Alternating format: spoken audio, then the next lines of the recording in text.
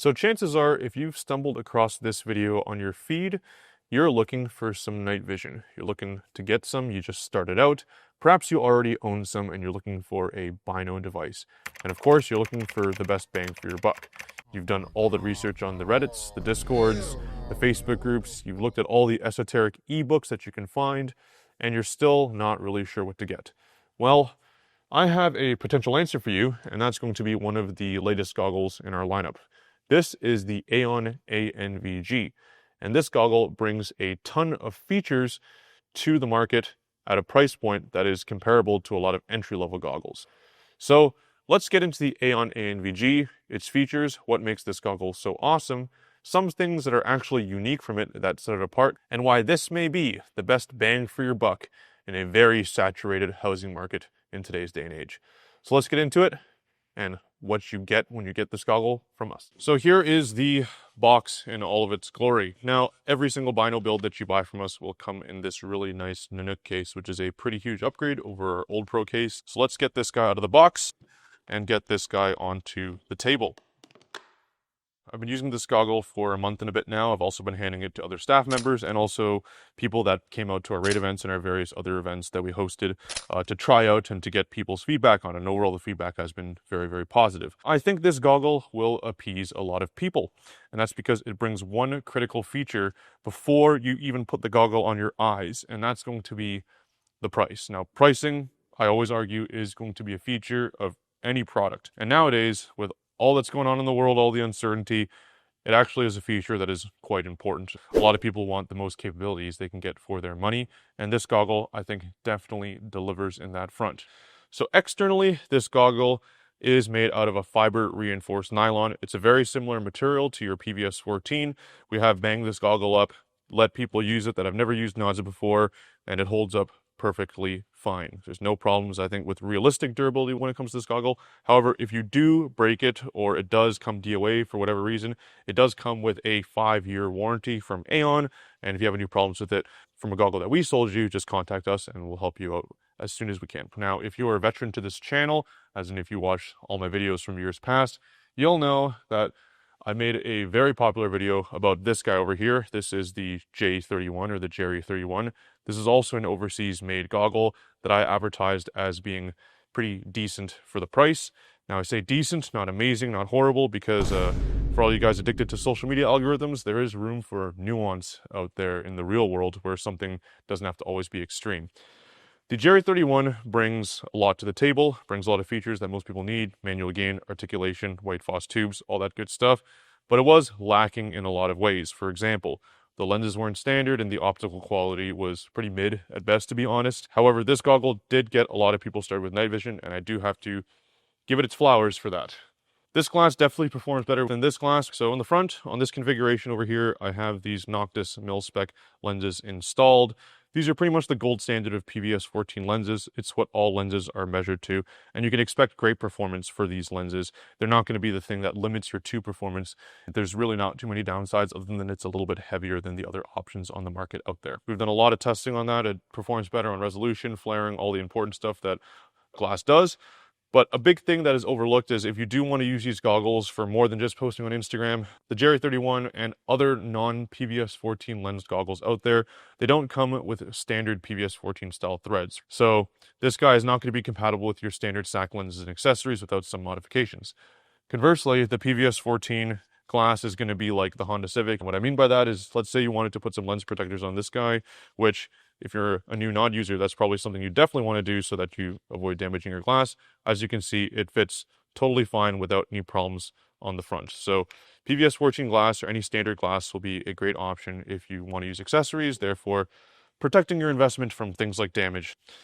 Behind that, these are infinity collars. They're standard. They're going to be D-ring collars, so the lens can't twist out all the way, and when you twist it in all the way, it should focus to infinity if calibrated by a proper builder. These D-ring stops are also going to be compatible with aftermarket clip-on thermal imagers, so if you want to put something like a Jerry C Pro, which is super popular, you totally can put that on this device. And because this device does cost a little bit less than most binos out there, you do have a little bit more room in your budget to expand your capabilities with something like a thermal imager, so you might want to consider that going with a cheaper housing, getting more thermals versus going with a more expensive housing, and then you have to save up more for more capabilities down the line. On the side, as you guys can see, this is an articulating housing, which means that it can fold up and down, which is like most modern housings out there, which is really good because instead of you needing to force the goggle up like this, if you want to see under them, you can just simply roll the pods out of the way and then you can see under them no problem. Over here on the side, you're also going to have the IPD knob.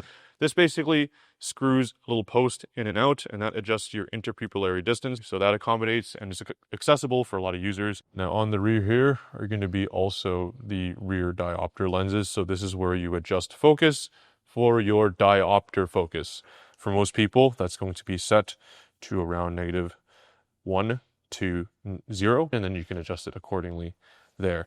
These are also using mil-spec rear lenses. What's convenient about that is if you want to add a rear defender over here, these are pretty easy just to screw on like so.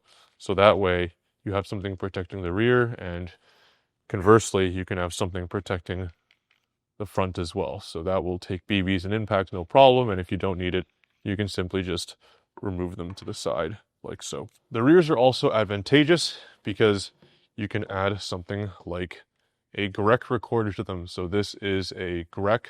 It's a great night vision recorder. We've sold a lot of these. They're super popular and they're super easy to use. So you just loosen it up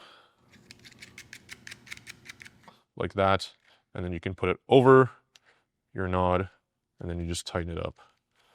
And now you have a way to record with your night vision. Now, conversely, if you're not using standard PVS 14 lenses, so I bring the Jerry out again, because these lenses are smaller, the GREC cannot fit.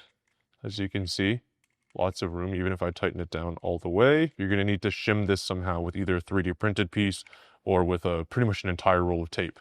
So I don't really recommend that for that. And again, what's great about having standard optics is standard accessories. Now, also on the rear, you're going to notice these lanyard loops over here. So if you wanted to, you can connect your nod here. You can grab your lanyard like so, and you can attach it onto the back like so. And now you have the lanyard piece, and this keeps your nod nice and retained. I've said this in many reviews before, but I always love having lanyard loops on the bridge itself instead of on the pods. When they're on the pods, if you're running elastic here, sometimes the elastic can kind of hike the pod up like that if it's very tight. Whereas if it's on the bridge, what's really nice is it doesn't do that, but it also pulls the goggle closer to your dovetail mount, which prevents it from accidentally disengaging. So moving on to the rear of the goggle, one thing you'll notice is that it has capabilities for external power as well as onboard CR123. On the bottom here, you see the CR123 battery pod. On a single CR123, this guy lasts 20 to 25 hours, very standard for pretty much every bino on the market. This goggle also has a purge port in the back. Now, every build that we send out of the door, we will be purging and vacuum testing, including these ones. And every time we get a goggle in, we make sure to do that to every goggle. So that way, if you use it in austere environments, you're not going to get any moisture ingress into your goggle, which may destroy it over time, if not immediately. Now, I also mentioned the battery port here. This uses a Fisher port, which is really nice because it's a standard cable. Most night vision dealers, including us, will sell Fisher cables and compatible battery packs. So the Fisher cable goes in like so, and it's kicked out on an angle, which is a nice upgrade over older goggles, and I'm going to show you that in a bit. The Jerry 31 uses this weird 7-pin cable, and that's a lot harder to find than a 4-pin Fisher. Now, what's nice about the Fisher is that it allows for a pretty decent range of articulation. And if I were to articulate this, you can see that you get almost a full degree of articulation with the Fisher cable, which you do not get with older style systems. So I'll show you that now. So you deploy it like so, it's fine. And if you fold it over, you get a much higher degree of articulation. This is in contrast to older style systems, such as this 1431 over here. You put this in, and then you stick the Fisher cable in, like so. As you can already see, it sticks out to the side. So this tube goes all the way up, but this tube over here, it can't go further than this. So you have one tube that's in and one tube that isn't all the way in, and that amount of space actually creates a pretty big difference in terms of head feel when you're wearing this, because when you move the pods where most of the weight is further to the back of your helmet, you end up getting a lot more comfortable of a fit because you're moving that center of gravity closer to your neck and spine. And now we're going to move on to the front of the goggle here. So the front of the goggle is very similar looking to many goggles on the market: battery cap, function switch, and also what's kind of interesting, and if you are a night vision nerd like I am, you'll know this will kind of remind you a bit of the PVS 15, is you get a toggleable focuser for the illuminator over here. So when you turn the illuminator on this goggle, you can actually have it on a flood mode, which is with the cover flipped down, and then you can have it on more of a spot mode, which is with the cover flipped up, and it'll be a bit more focused depending on what distance you want to use your illuminator for. In addition to this also covers a really big complaint that most people have with illuminators, is that if you're using the goggles for force on force, it does happen, the illuminator is not protected from rounds or BBs, whereas this has a little bit of a sack lens, so if you want to put that focuser on, you can actually protect your illuminator, and if this does break, just contact us or Aeon and we can get some more for you sorted out. Oh, and I forgot to mention, another really great feature that I really like on this goggle is that the fact that it has a lockout for power. So even if you have the battery inside, all you got to do is you untwist the battery knob a little bit, and no matter how I press the button, the goggle will not turn on. So if you do have this in a pouch for an extended period of time, because buttons can sometimes turn on accidentally, if it's a soft pouch, you might press on that button, just giving your battery cap a little bit of an untwist will stop that from happening. And then to activate the functions again, all you need to do is twist it all the way tight again, and now the goggle will function normally. All right, so now on to that function button and what it does and the programmability of this goggle, which is what a lot of you guys are asking for. So to turn the goggle on, put a CR123 in, positive facing outwards, screw it all the way tight, and then press the power button and hold it for about 2 seconds, and then the goggle will flicker to life. Manual gain is also very simple. If you turn the knob facing the goggle this way, clockwise, or counterclockwise, I guess, facing this way, the goggles will dim, which is a really nice feature. Manual gain, a lot of people like it. And if you turn it this way, as you can see, the goggles will brighten back up. Now to turn the goggle off, it's really simple. You just press and hold the button for about 2 seconds, and the goggle will go off. Nothing too fancy there. Now let's get into some of the features that do require you to tap the goggle a few times. So first off, I'm going to turn the goggle on again, is going to be the illuminator function. So the way that the illuminator on this goggle works is you double tap the button over here. You will see a red light come on the right side, right over here, and then your illuminator is now on. And of course, if you want to toggle from spot to flood, all you do is you flick this very tactile little toggle over here. Now the illuminator is great, but one thing that I've always hated about these knob systems is the lack of ability to signal with the illuminator. So if I were to grab a PVS 14 here, what I like about this is if you turn it on, you can toggle it like so for the illuminator, which is great, because when you toggle this like so, it allows the illuminator to be signaled for things like Morse code, IFF stuff, and that's great. For something like a 1431, what's really annoying is if you turn this goggle on, it's really annoying to double tap and then wait and then double tap and then wait and then double tap and wait. It's not really super possible. Of course, you can always just cover the illuminator and signal like this. That's a very good way of doing so, and it's really easy, to be honest. But a dedicated signaling mode does help. And I believe that this goggle is one of the few goggles to have a dedicated signaling mode. So if the goggle's on, what you do is you press this button 3 times, so 1, 2, 3, and then you're going to notice on the left tube, you'll have a red light on, and this one is not. So it will start off on the off position, and all you do is you twist it towards yourself, and now you see that's on, you twist it on, and it's off. So you can signal like this using left and right movements of the gain knob, and it's actually fairly intuitive, which is pretty cool. And then to exit this mode, you just triple tap 1, 2, 3, and then the mode is off. The other programming related features are going to be more related to adjusting the function of the goggle for your specific needs. So for example, this goggle features an ability where if you articulate the pods up and down like so, they turn on and off. So if you articulate that one on, it turns off. Same thing with this one.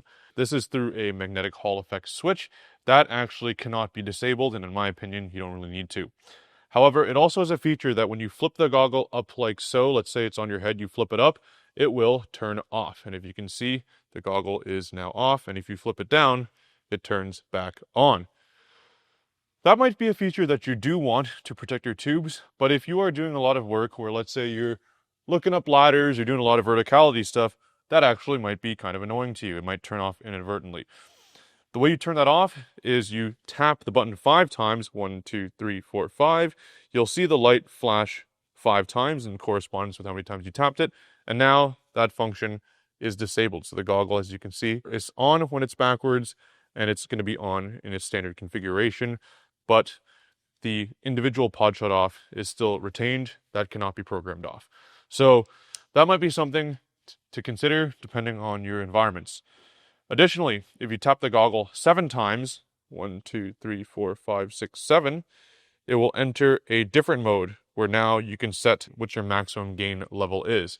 And now when you turn the goggle off, and then you turn it back on again, it will go to that gain mode, and it actually cannot go any higher. Maybe if you have really high gain, like super gain tubes, and you don't need them to be blasting it all the time in mixed lighting environments, that might be a feature that you need. It's not one that I'd personally ever see myself using, but it is there. Now, if you forget all that and you just give this to someone else and you want to reset it, it's going to be 10 presses, 10 Mississippis.